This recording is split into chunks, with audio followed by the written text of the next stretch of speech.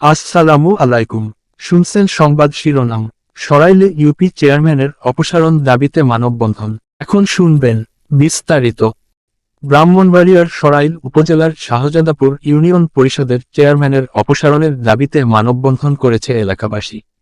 বৃহস্পতিবার ১৩ মার্চ সকালে ৭ জন ইউপির সদস্যসহ শাহজাদাপুর ইউনিয়ন পরিষদ চত্বরে মানববন্ধন করা হয়।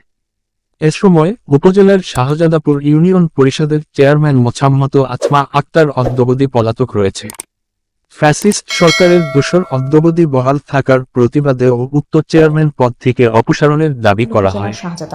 মানববন্ধনে বক্তব্য রাখেন ইউপির সদস্য লুতু মিয়া, আলী রাজ, আপন মিয়া, জুয়েল মিয়া, অমরেশ সরকার, কাকলি, শারমিন প্রমুখ। এ সময় বক্তারা বলেন, গত ৫ আগস্ট পর থেকে শাহজাদাপুর ইউনিয়ন পরিষদের চেয়ারম্যান আছমা বেগম পলাতক রয়েছে। চেয়ারম্যানের অনুপস্থিতিতে সাধারণ মানুষ দিনের পর দিন পরিষদের সেবা বঞ্চিত হচ্ছে।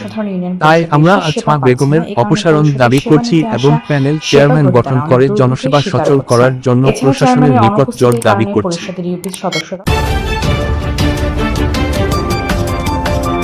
ব্রাহ্মণবাড়িয়া 24.নিউজ।